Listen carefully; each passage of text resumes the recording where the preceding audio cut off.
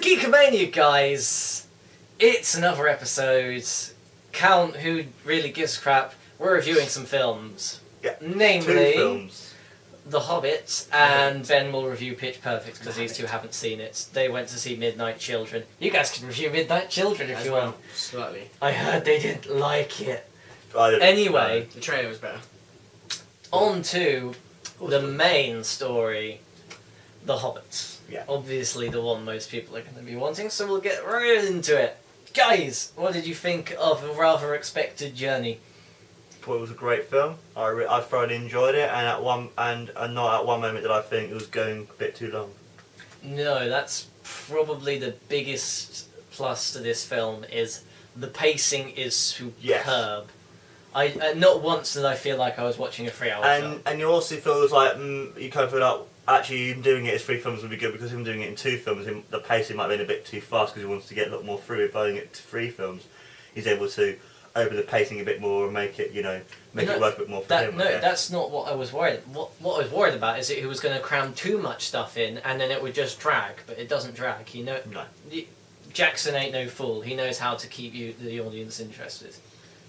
Gandalf and Gollum killed their parts. Yeah, they steal the show.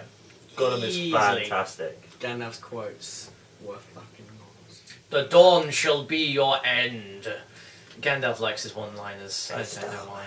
That's how he said hi when he saw the dwarves. That's not how he said. He opens the Hobbit hole, and then he goes, "The dawn shall be your end," and then the light streaks in, and all the dwarves are like, "Oh, I'm Scottish, I don't like the sun." I thought the humour between the trolls was quite funny about them trying to eat.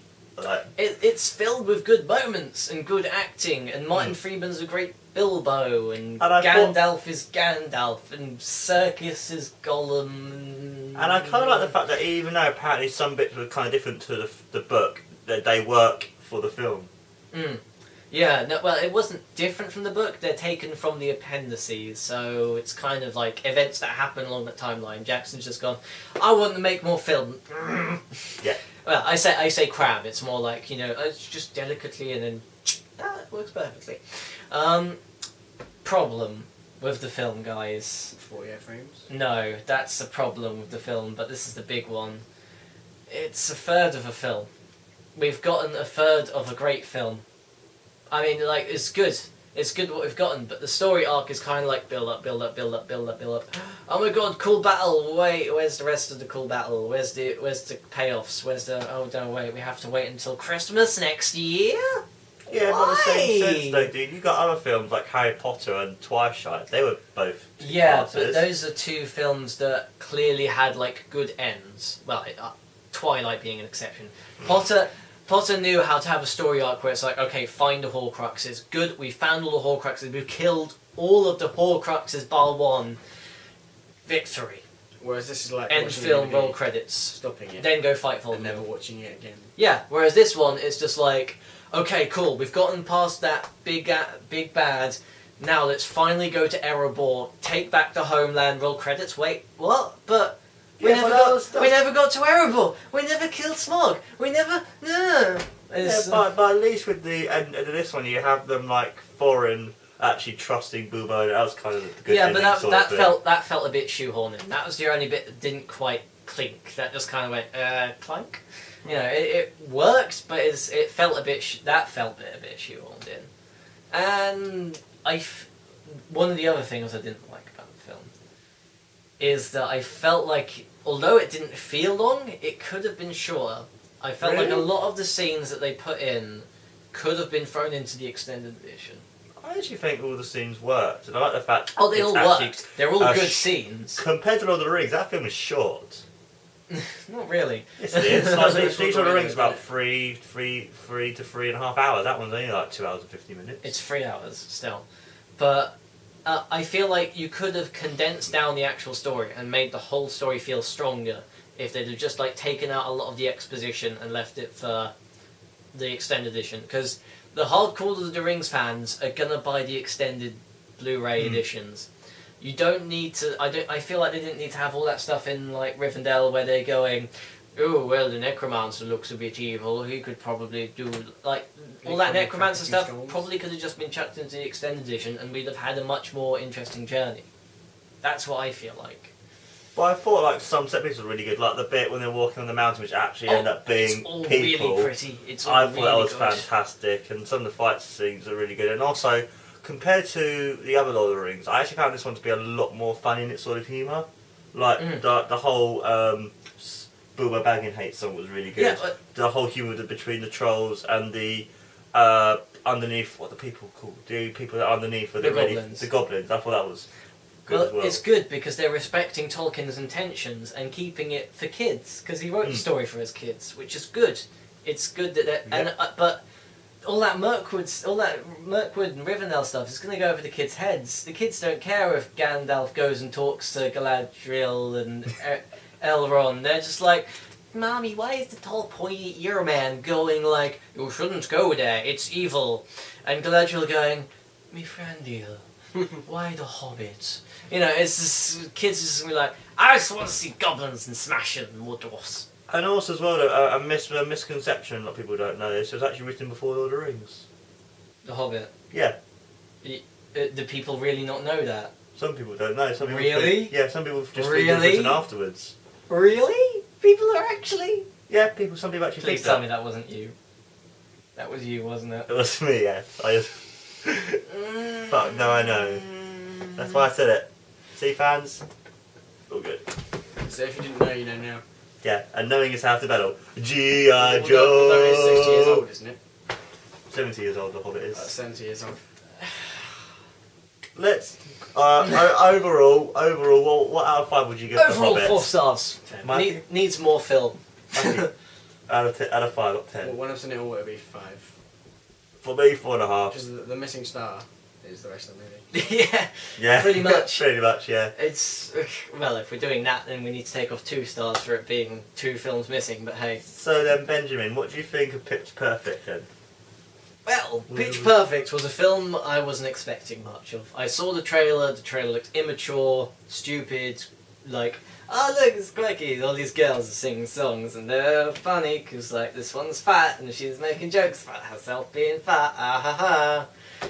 But then it turned out to be an intelligent comedy with interesting moments and good music and good acting, and the fat character isn't an obnoxious character and is actually quite funny and genuinely interesting. It's not. All the jokes in the trailer don't hold up in the trailer because they didn't get the setup that they get in the film.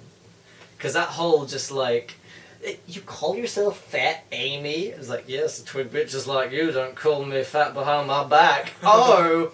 It's not like that in the film. In the film, she's like saying it with a complete smile, and like the whole time she's like, oh my god, I want to join this a cappella group. And they're just like, so you call yourself fat and it's like, yeah, so twig bitches like you don't call it behind my back. And she's still like really chirpy, happy. It's just like, right, okay. What's Anna Kendrick in it though? What's Anna Kendrick like in it? Well, it's no secret that I'm a big admirer of Anna Kendrick. Mainly because she goes out with Edgar Wright, and Edgar I Wright thought they're is... married. I don't know if they're married or not.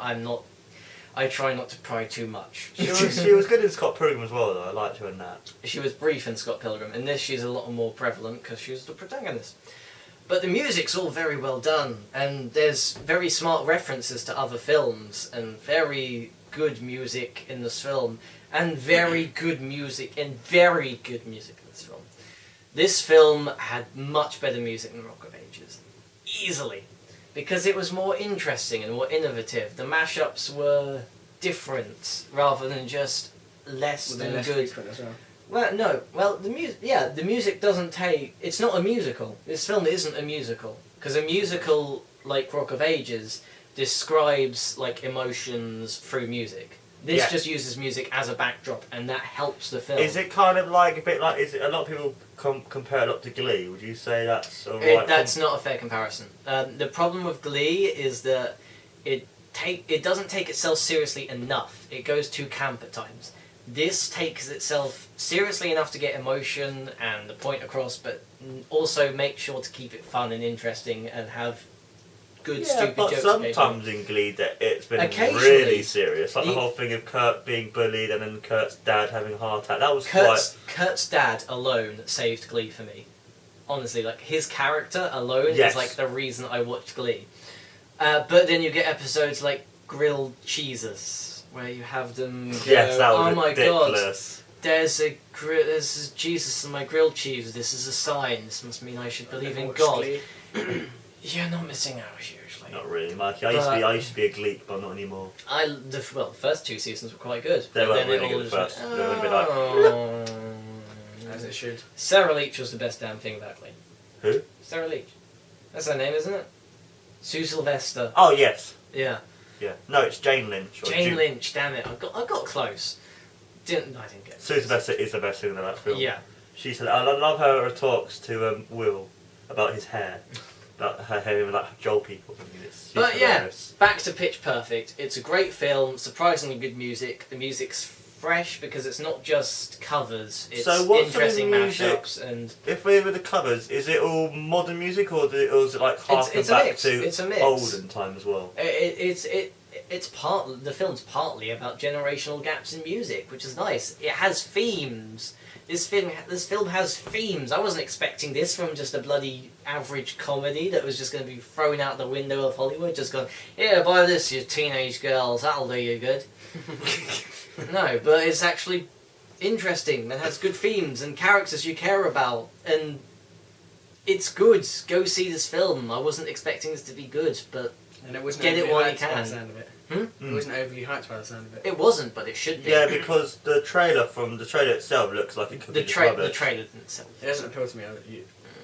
You don't even look at it. You don't even stop and look at it. No, it's just No, like, not really. okay, it's another one of those films that's just trying to cash in on Glee's popularity. Yeah. But no, it's a lot better than Glee. Go see it while you have the chance. So yeah, I say that's another 4-star film. Yeah, I rank it about as high as I do The Hobbit.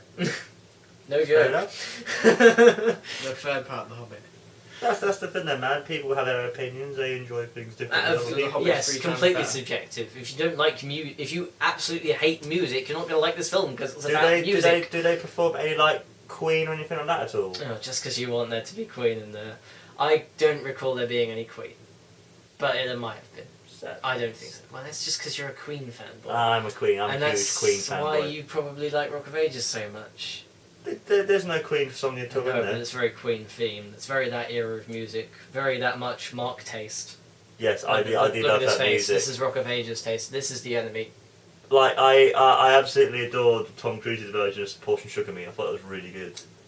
You get this glass. You crack it, Who? and then you Portion? start walking in the What? face. Talking like I'm stabbing Michael. Was that Mikey? His version of who?